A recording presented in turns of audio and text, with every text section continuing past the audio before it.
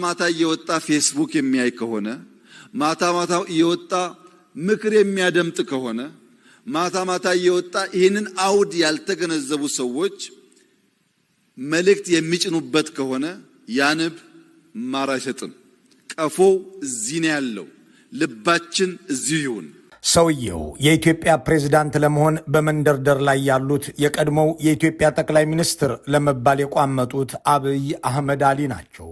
እንዲህ ያለ ነገር ላይ ተመካከሩ፣ እንዲህ ያለው ላይ ሳትነጋገሩ፣ እንዲህ ብላችሁ ግን ሐሳብ እንዳታነሱ፣ ፌስቡክ እንዳታዩ ወዘተ እያሉ መመሪያ መስጠታቸው ሳይበቃ የግል ሚዲያ ለዘገባ እንዳይገባ ብለው እየከለከሉ ያዘጋጁትን 4000 ኦህዴድ ሰራሽ ካድሬ የተጠራበትን የአበል ስብሰባ ብሔራዊ የምክክር ጉባኤ ሲሉ አፍይዘውበታል።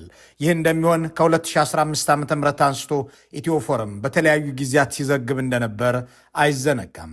አብይ አህመድ የራሳቸውን ህገ መንግስት ጽፈው ሊመጡ መስፍን አርያንና መሰሎቻቸውን እንዳሰማሩ ዓላማቸውም በጠቅላይ ሚኒስትርነት 13 ዓመት በፕሬዝዳንትነት 10 ዓመት በጠቅላላ ለ23 ዓመታት ማለትም እስከ 2033 ዓ.ም ድረስ መሪ ሆኖ መዝለቅ መሆኑን የኢትዮጵያ ቀጣዩ ፕሬዝዳንት በሚልና ሊደራደር የተዘጋጀው ፋኖ የቱ ነው በሚሉ ርዕሶች በሰራናቸው ጥንቅሮች እንዲሁም በተለያዩ ጊዜያት ባሰራጨናቸው ልዩ ዘገባዎች ወደ እናንተ ማድረሳችን አይዘነጋም።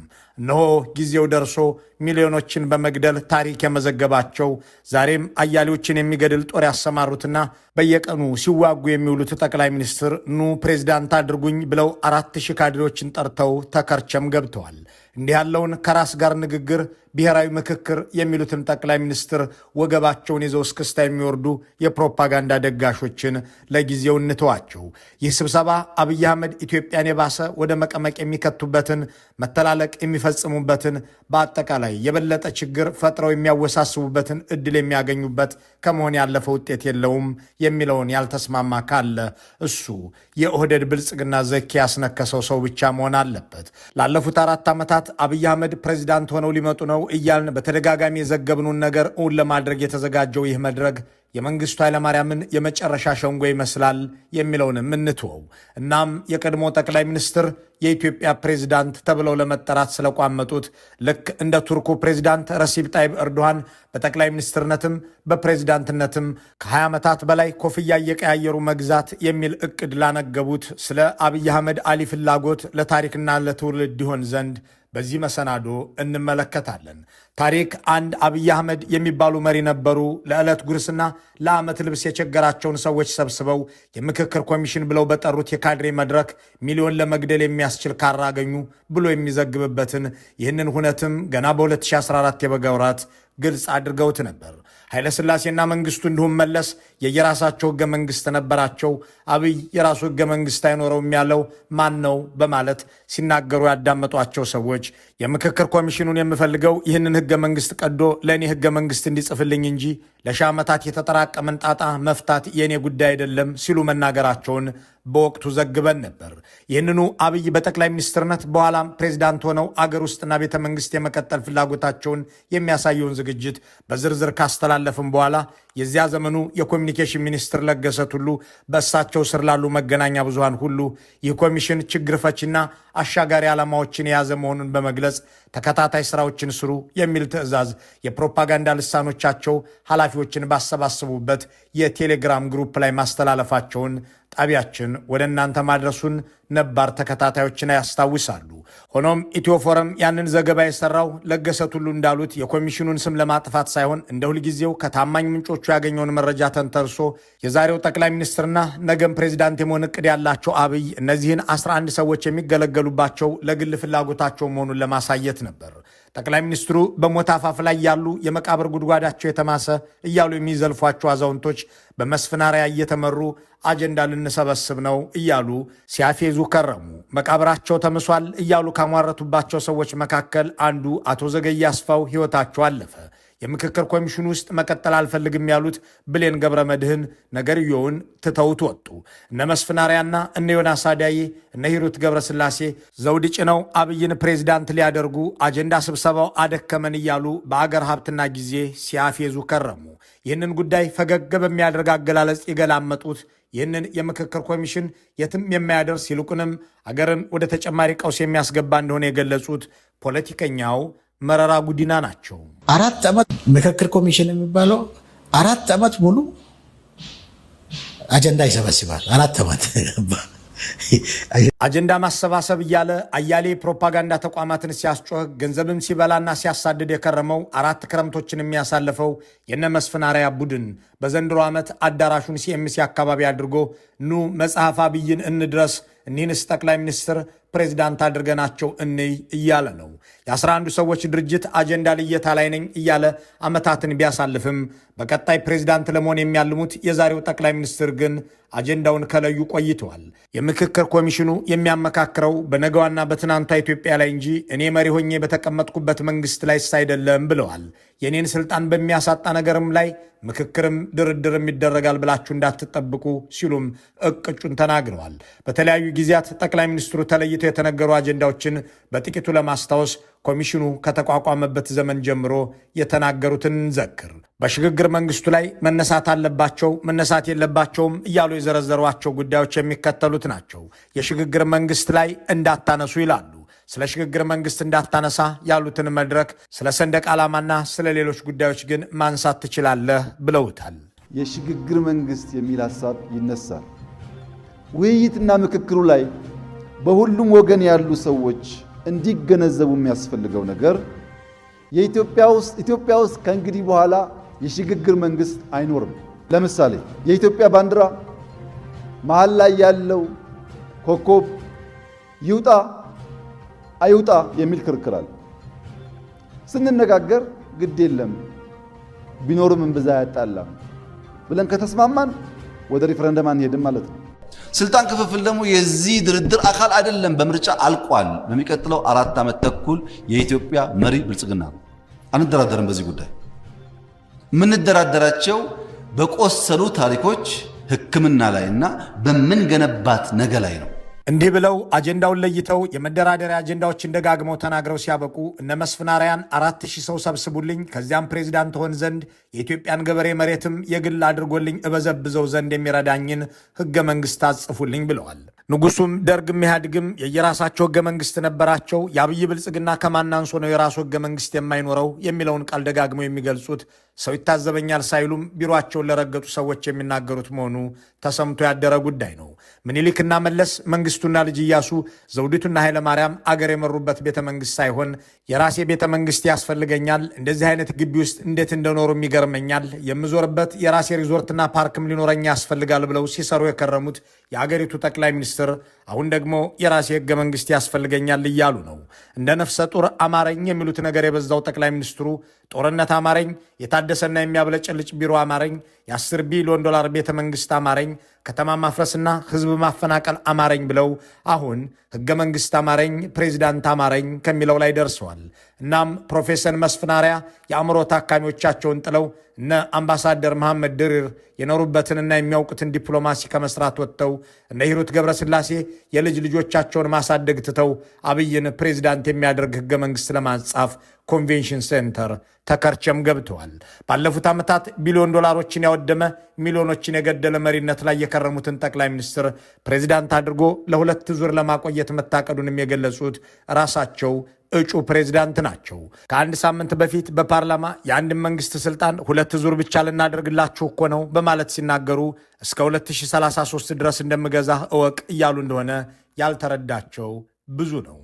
በሚቀጥለው የኢንክሉሲቭ ናሽናል ዲያሎግ ውስጥ ብልጽግና አጀንዳዬ ካላቸው ጉዳዮች አንዱ በስልጣን ላይ ያለ መንግስት ማክሲመም 2 ተርም ብቻ መቆየት አለበት የሚል አጀንዳ ብልጽግና ይዞ የቀረበውንም በአፍሪካ ደረጃ ህገ መንግስት አሻሽለው እድሜ ሲያራዝሙ እንጂ ያልተገደበ ዕድሜ ኖሯቸው ዕድሜ ሲገድቡ ሰምተን አናቅም። እንዲህ ቀብረር ብለው ሲናገሩ አንዳች ለአገር የሚያስብ ተግባር ውስጥ የከረሙ ይመስላሉ። እንዲሁም እያደረጉ ያሉ ይመስላሉ። ፖለቲከኞቻቸውን ለስራት ለስደትና ለጦርነት ዳርገው ሁለገብ ጦርነት ውስጥ ሆነው ብሔራዊ ምክክር እያሉ የሚያፌዙም አይመስሉም። የስልጣን ዘመን ገደብን ሲሉ ለ5 ዓመት ብቻ ብሎ የተቀመጠን የስልጣን ገደብ 6 ዓመትም መሆን ይችላል ብለው ተርጉመው በ2013 ጦርነት የቀሰቀሱም አይመስሉም። ሕግ የገደበላቸውን ስልጣን ጥሰው በስልጣን ላይ የቆዩና ሚሊዮኖችን የጨረሱም አይመስሉም። የወሰን የድንበር የእርቀ ሰላም ወዘተ እያሉ ስራ የማይሰሩ ሀብት የሚያባክኑ አንድም አገራዊ ፋይዳ ያላመጡ ግን ለብጥብጥና ጦርነት ድርሻቸውን ያዋጡ የዜጎችን ስቃይና የገዢዎችን ስልጣን ለማራዘም በቂ ሚና የተወጡ ውጤት አልባ ኮሚሽኖችን አቋቁመው የበተኑት ጠቅላይ ሚኒስትር አብይ ከ2023 ዓ.ም በኋላ ፕሬዚዳንት ሆነው 7ኛውን ንጉሠ ነገሥትነታቸውን እስከ 2033 ድረስ ለማዝለቅ የቀየሱትን ስልት ሚስጥር መደበቅ የማይሆንለት አንደበታቸው ለብዙ ሰዎች ሲያድለው ከርሞ እሳቸውም በፓርላማ ተናግረውታል። 2 ተርም ፕሬዚዳንት ሆኜ ልግደላችሁ ልዝረፋችሁም እያሉ ነው። በ2013 ያካሄዱትንና እሳቸውና ብጤዎቻቸው ምርጫ እያሉ የሚጠሩትን ድግስ ከሕግና ሕገ መንግሥት ውጭ አራዝመው እንደ ብርሃኑ ነጋ ካሉ አዛውንቶች ጋርና ከወዝ ሊጎቻቸው የአብን ጎልማሶች ጋር ተጠራርተው መንግስት የሆኑበትን ሁነት አካታች እንዳላሉት ሁሉ የሲኤምሲውንም መድረክ ከእነዚሁ ሰዎች ጋር እያደረጉት አካታች ኮሚሽን ብለውታል። በጎን ደግሞ ትግራይን የሚያወግዝ ሰልፍ ያስተባብራሉ። አማራ ክልልን ሲዋጉ ኦሮሚያንም ሲቀጠቅጡ ይውላሉ። በ2013ና 2012 አንድ መንግስት በስልጣን ላይ የሚቆየው ለ5 ዓመት ብቻ ነው የሚልን ቁልጭ ያለ ቁጥር ለ6 ዓመትም ይሆናል ብዬ ተረጎምኩት ያሉት አብይ አህመድ በግልጽ የተቀመጠን የህገ መንግስት ገደብ ጥሰው ላለፉት ዓመታት ጠቅላይ ሚኒስትር ሆነዋል። አሁን ደግሞ ጌዲዮን ጢሞቴዎስን ከነሚስታቸው ህገ መንግስት አጽፈው ሊከሰቱ መሆናቸውን መደበቅ ትተውታል። አብዛኛው የአፍሪካ ሀገራት የህገ መንግስት ማሻሻያ የተደረገው የመሪዎቹን የስልጣን ጊዜ ለማራዘም ነው። የኛ ኮንስቲቱሽን ደግሞ የሚቀየረው እድሜ ገደብ የሌለውን የስልጣን በኢትዮጵያ ህገ መንግስት ጠቅላይ ሚኒስትሩ ፓርቲው እስካሸነፈ ድረስና መመረጥ እስከቻለ ድረስ የጊዜ ገደብ የለበትም። አሁን ባለው ህገ መንግስት አሁን እየተወያየን ያለነው ግን ያ አደገኛ ነው፣ እንገድብ ብለን ነው። ቀጣዩ ፕሬዚዳንት ሆይ አንድም የአፍሪካ መሪ ግን 5 ዓመት የሚልን 6 ብሎ ተርጉሞ ሚሊዮን ወገኖችን የገደለ የለም የሚለውን ጉዳይ እንትወው። በኦህዴድ አንጀት ሚስጥር አይከርምምና ይህ የነ መስፍን አርአያ ተግባር አብይ አህመድ ያጻፉትንና ፕሬዚዳንት የሚሆኑበትን ህገ መንግስት መባረክ መሆኑን እንዲህ ተናግረውታል። አንድ የምክክር መድረክ ገና ውይይት ላይ ሳይቀመጥ ውጤቱም ህገ መንግስት መቀየርና መሪውን ከጠቅላይ ሚኒስትርነት ወደ ፕሬዚዳንትነት መለወጥ መሆኑን እንዲህ ሲናገሩ መድረኩ እልም ያለ ትራጂዮ ኮሜዲ መሆኑ የበለጠ ይገለጥልናል። በዚህ በአብይ ህገ መንግስትም የአገሪቱ መንግስታዊ ስርዓት ከፓርላሜንታዊ ወደ ፕሬዚዳንታዊ ይቀየራል። አዲሱ ህገ መንግስት አንድ ዙር ፕሬዝዳንት ሆኖ የተመረጠ ሰው 5 ዓመት እንደሚገዛና መወዳደርም የሚችለው 2 ጊዜ ብቻ እንደሆነ የሚያስቀምጥ ድንጋጌ ይኖረዋል ተብሎ ይጠበቃል። በዚህም መሰረት የአሁኑ ጠቅላይ ሚኒስትር በ2023 ፕሬዝዳንት ሆነው አዲሱ ቤተ መንግስታቸው ውስጥ ይገባሉ። ይህንን አብይ ሳይሰስቱ ለ4 ዓመት ሲናገሩት የከረሙበት ጉዳይ ነው። ጠቅላይ ሚኒስትር ሆኜ ያላደየሁትና ያልገደልኩት ካለ ፕሬዝዳንት ስወል ጨርሰው ያሉ የሚመስሉት የአገሪቱ አለቃ ስልጣናቸውን ለማዝለቅ ያገለግለኛል ብለው የሚያስቡትን ነገር ሁሉ ማድረጋቸውን እንደሚቀጥሉ የተናገሩት ህገ መንግስት ቀይረው ስልጣን ያስቀጠሉ የአፍሪካ ብጤዎቻቸውን በመጠቃቀስ ነበር። ህገ መንግስት አሻሽሎ አርቲክል አሻሽሎ ህጋዊ መንግስት መሆን ይቻላል። የማይቻል አብስትራክት ሐሳብ አይደለም። የሚያጠፉትን ጥፋት ሁሉ እያሳወቁና እየተናገሩ ያደረጉት ጠቅላይ ሚኒስትሩ ህገ መንግስት ቀይረው ስልጣን ላይ መቆየት እንደሚቻል የተናገሩትም ገና በስልጣናቸው የመጀመሪያ ዓመት ላይ ነበር። ሁሉንም ጥፋቶቻቸውንና ክፋቶቻቸውን በግልጽ ተናግረው የሚፈጽሙት ጠቅላይ ሚኒስትሩ ይህንን ሲናገሩ አብዛኛው በድጋፍ ጥቂቶች በንቀት ያለፏቸው ቢሆንም ዛሬ ህገ መንግስት እየቀየሩ ስልጣን ላይ የቀጠሉ የአፍሪካ ብጤ አምባገነኖችን ምሳሌ አድርገው የማይቻል ረቂቅ ጉዳይ አይደለም በማለት የእነዚህን አቻዎቻቸውን ተግባር ሊከተሉ መሆናቸውን የራሳቸውን ሚስጥር እንኳን መያዝ የማይችለው አንጀታቸው ይፋ ሲያደርገው ከርሞ በአዲስ አበባ 4000 ካድሬ ፊት ዘርግተውታል። በንግግራቸው ላይ በግልጽ እንዳስቀመጡት ህገ መንግስት የሚቀየረው ሆነ የሚሻሻለው ለህዝብ ጥቅም፣ ለአገር አንድነትና ለሰላም ማስጠበቂያ አሊያም ለአገር ዲሞክራሲ ማምጫ ሳይሆን በስልጣን ላይ ለመቀጠል ብቻ ነው። ጠቅላይ ሚኒስትር አብይ ቅቡልነታቸው ተንኮታኩቶ መንግስታቸውን የሚፋለሙ ታጣቂዎች እንደ አሸን በፈሉበት የህዝብ ቅሬታና የኢኮኖሚ መቃወስ በተባባሰበት ሁኔታ ይህ ህገ መንግስት የመቀየር ሐሳባቸው አገሪቱን ለማፍረስ የሚመዘዝ የመጨረሻ ካርዳቸው እንደሆነ አንስተው ሐሳብ ለሰነዘሩ የቅርብ ወዳጆቻቸው የሰጡት ምላሽ ግልጽ ያለ ነው። አፄ ኃይለ ሥላሴም ሆነ መንግስቱና መለስ የየራሳቸው ህገ መንግስት ነበራቸው። አብይ የራሱ ህገ መንግስት አይኖረውም ያለው ማን ነው? እነሱ ከዚህ የባሰ የኢኮኖሚ ድቀትና ድህነት ውስጥ ሆነው የራሳቸው ህገ መንግስት ከነበራቸው እኔ ሳደርገው ነውር የሚሆነው እንዴት ነው የሚል ማብራሪያ ሰጥተዋል። አሁን ያ ሁሉ ነገር የሚፈጸምበት ጊዜ የደረሰ ይመስላል።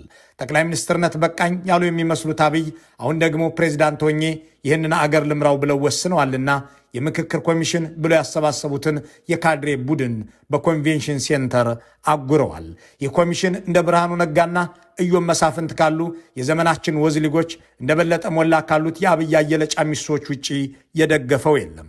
የኦሮሞ ነጻነት ሰራዊት ኦነግና ኦፌኮን ጨምሮ በኦሮሚያ ውስጥ የሚንቀሳቀሱ አብዛኞቹ ፓርቲዎች፣ በትግራይ ገዢው ፓርቲ ህወሓትን ጨምሮ ሁሉም፣ በአማራ ክልል ታጥቆ የሚንቀሳቀሰው ፋኖና በሌሎችም አካባቢዎች ያሉ ፓርቲዎች ይህንን ኮሚሽን እንደማይቀበሉት ብቻ ሳይሆን እንደ ጠላት ቆጥረው እንደሚታገሉትም ደጋግመው ተናግረዋል። እሳቸው ግን በ10 ቢሊዮን ዶላር በሚያሳንጹት ቤተ መንግስት ውስጥ ሆነው ለተጨማሪ 10 ዓመት በፕሬዚዳንትነት ኢትዮጵያን ለመምራት በማለም ላይ ናቸው። በዚህም መሰረት በ2010ና 2011 የእርቀ ሰላምና የወሰን ኮሚሽኖችን አቋቁመው ለጦርነትና ለምርጫ ማራዘም እንዲሁም ለስልጣን ማስቀጠያ መሳሪያ አድርገው እንደተጠቀሙባቸው ሁሉ አሁን ደግሞ የምክክር ኮሚሽን ብለው ያቋቋሙትን ስብስብ የሚያመካክር ሳይሆን የእሳቸውን ስልጣን በሌላ ኮፍያ እስከ 2033 የሚያስቀጥል ለማድረግ ወስነዋል። እናም የራሳቸውን ህገ መንግስት አውጥተው ንጉሥ ኃይለ ሥላሴ ለምንወደውና ለሚወደን ህዝባችን ህገ መንግስት ሰጥተናል እንዳሉት ሁሉ 7ኛው ንጉሥ ነኝ የሚሉት አብይም ለበልጻጊው ህዝባቸው ህገ መንግስት አበረከቱ መባልን ይሻሉ። የንጉሥ ኃይለ ሥላሴን ህገ መንግስት የጻፉት ደጃዝማች ተክለሐዋርያት ተክለማርያም ነበሩ። የ7ኛውን ንጉሥ ህገ መንግስት ደግሞ ሐና ራያ ሥላሴ ከባለቤታቸው ጌዲዮን ጢሞቴዎስ ጋር ሆነው እንዲሁም ከመስፍን አራያ ጋር ሆነው ይጽፉታል ተብሎ ይገመታል። መልካሙን ሁሉ በመመኘት በዚሁ እንሰናበታለን።